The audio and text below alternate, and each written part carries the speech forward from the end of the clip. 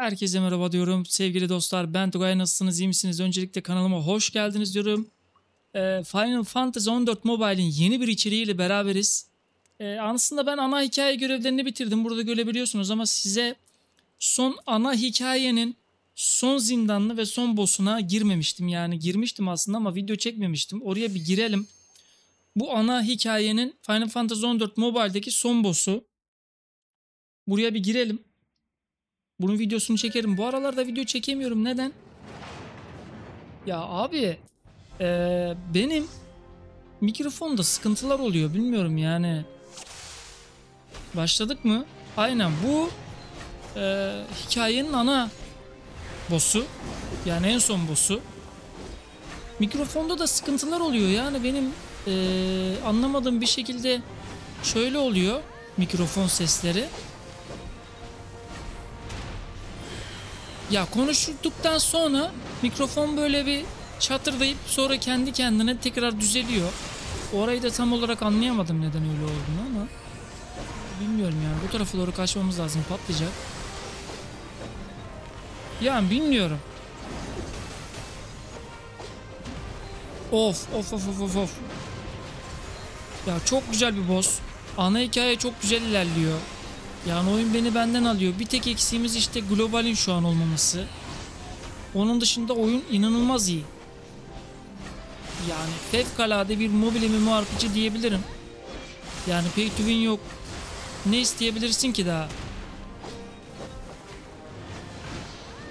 Yani insanlar ne isteyebilir? Oyundaki oynayarak bütün itemleri elde edebiliyorsun. Onu söyleyeyim. Yani daha ne isteyebilirsin? Kostüm elde edebiliyorsun. Ya para yatırmadan dahi bunları elde edebiliyorsun bu arada. Para yatırırsan daha üstlerini de elde edebiliyorsun ama item elde edemezsin. Zannetmiyorum. Bu oyunun yapısını öyle oluşturmamışlar. Tabi ileride neye evrilir onu da bilmiyorum. Yani oyun çıkınca neye evrilir onu da bilmiyorum. Onu da bilmediğim için ama şimdiki konumuna göre konuşacak olursak sıfır pay to win. Yani bütün en yüksek itemleri dahi sadece bu dungeonlara girerek görevleri yaparak elde ediyorsun. Ha, Battle Pass falan oyun içerisine entegre edilmiş bir mağaza sistemi var. Mağazada sadece kostüm satılıyor. Şeyleri ise yani Battle Pass'in içeriği ise kostümden ibaret. Boyama şeyleri falan veriyor. Onlarla itemlerinizi boyayabiliyorsunuz. Boyama sandıkları veriyor diyeyim ben. Öyle bir şey veriyor. Açtığınızda içerisinden boya şeyleri çıkıyor. Onun dışında ne veriyor Battle Pass?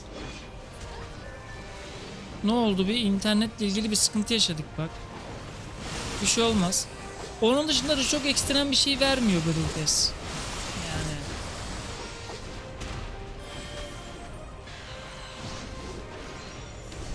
çünkü hepsini inceledim ben. Evet, oyun Çince ama biraz çevirip incelemiştim. Translate'e güven olur mu? Çok güven olmaz ama oyunun içeriğini yani dediğim gibi şey yaptık, baktık, hepsini gördük. Oynayan insanları izledik. Onlar kesinlikle oyunun pay to win olmadığını, hatta Reddit'teki oyuncular bile pay to win olmadığını, oyunu oynayıp en üst seviye itemleri bile elde edebileceğinizi onayladılar yani. Böyle bir MMORPG mobilde var mı dersen, ya PC'yi katmazsak mobilde kesinlikle böyle bir MMORPG yok. Yani bu kadar üst düzey seviye, bu kadar oynanışı hissiyatı çok iyi olan bir MMORPG abi yok. Yani varsa da ben bilmiyorum. Hani belki Kore'de falan vardır ama o oyunların birçoğunun da zaten Türkiye'nin erişimi yok. Erişseniz bile pinginiz yüksek olur. Yani pinginizden hariçte birçoğu zaten pay to win. Yani şöyle söyleyeyim, benim son 3 yıl içerisinde ya hemen hemen oynamadığım hiçbir MMORPG kalmadı. Mobil anlamında konuşuyorum bu arada. PC gerçekten beni ilgilendirmiyor. Final Fantasy'ni ben PC sürümünü de biraz inceledim. Sıfıra yakın pay to win'i var. Oyunu oynayıp bütün itemleri falan elde edebiliyorsun. Tabi aylık ücreti var ama sen şimdi onu premium gibi düşünebilirsin. Bir oyunda premium alıp üstüne itemlere para verip, kostümlere para verip, pete bineye para vermek var. Bir oyunda premium alıp hiçbir şeyine para vermeden bütün içeriğini tüketmek var. İkisi birbirinden çok başka. Ya bana göre şu anda piyasadaki PC oyunları arasında, mobil MMORPG oyunlar arasında bile sıfıra yakın pay to win Albion Online, Final Fantasy'dir yani. Onun dışındakilerin WoW hiç oynamadığım için bir şey diyemeyeceğim. Onun dışındakilerin zaten birçoğu, yani şöyle söyleyeyim, yaklaşmamız lazım, uçuracak bizi. Hepsi pay to win. Pay to win olmayan bir oyun bilmiyorum. Belki Guild Wars 2 olabilir. Onu da çok oynamadığım için yine bir şey diyemeyeceğim. Onun dışındakilerin birçoğu sürekli premium ücreti verdiğin halde oyun içerisinden petlere bineye dair para veriyorsun. Abi böyle bir olay mı var ya? Sen aylık premium ücreti verdiğin bir oyunda diğer itemlerini falan, petini, bineğini bedava tüketmen gerekiyor. Ya saçmalıktan öte. Artık aşmışlar kendilerini. Adam diyor ki farm yapıyorum diyor. O parayı çıkartıyorum diyor. Lan ben niye onunla uğraşacağım? Oyunun içeriği yok mu? Bana içerik sunması lazım ki, ben çünkü oyuna aylık para veriyorum da. İtemine para ver, petine para ver. Ya adam çıldırmış yani. Bir de bunu öve öve bitiremiyor. Düşünebiliyor musun? Bir de hayran kitlesi var yani oyunun. Şaka gibi. Bu arada devam ediyor bu boss. Yani buralara atlayabiliyorsak atlayalım. Bu burada evrimleşiyor. Yine. Abi inanılmaz. Müzikler falan inanılmaz. Bu arada ilk defa şey yaparken müziklerini açtım. Ya aslında telif gelir korkusu değil de çok sonradan telif de atabiliyorlar. Yani oyun müziği deyip geçeceksin sen. Şimdi diyeceksin ki oyun müziğine telif mi gelir? Evet, gelmeyebiliyor. Ama çok sonradan isterlerse bu müziklere de telif atarlar yani. Atıyorlar abi yani. Yaşayan insanlar var. Çizgi attı yine bu tarafa doğru. Ya çok güzel mekanikleri var. Baksana abi, şöyle bir oyun nasıl? Yani yok abi, yok. Beni benden alıyor yani. Biraz dediğim gibi benim mikrofonlarla ilgili sıkıntılar var. Onları çözebilirsek yeniden içerik üreteceğiz işte, ama bu kanalda da. Abi mikrofon çok şey oluyor ya, çatır diyor. Bak şimdi mesela bunu belki atarım. Yani çözemedim ben onu. Çok da anlamadım, bir şey olmadığı için işte. Ya evde başka bir mikrofon da vardı yine.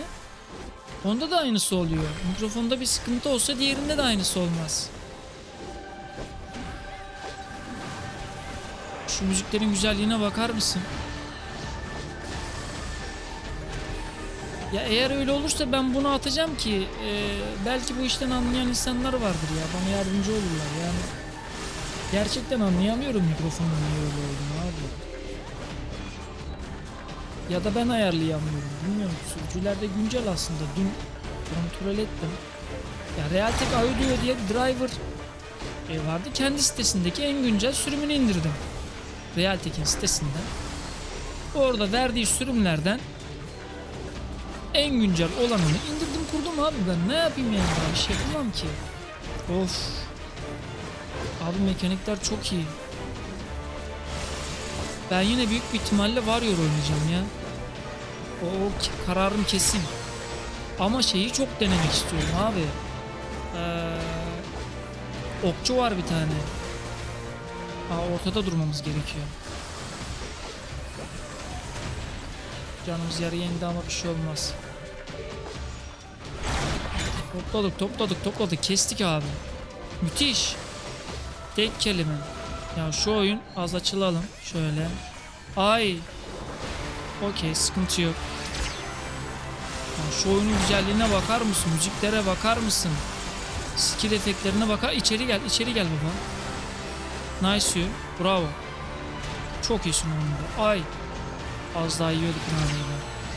Vursaydı ölürdük bu. Ölmezdik de canımız çok az kalırdı. Abi kestik, şaka maka ya. Kestik sayılır. Ya dediğim gibi mikrofonu ayarlayamıyorum abi yani. Yoksa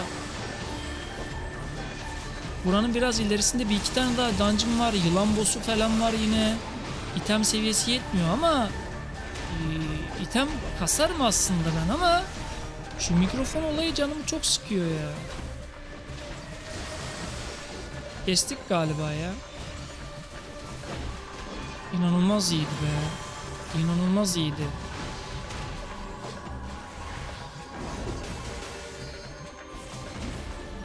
Bir tane de gel, ultimiz dolmuşken basalım da şunu. Tak! Ultiyi nasıl koyduk ama? Fena koyduk. Çok güzeldi. Buradan sonra devam ediyor aslında. Neyi devam ediyor diyeceksin. 1v1 girdiğiniz şeyler var.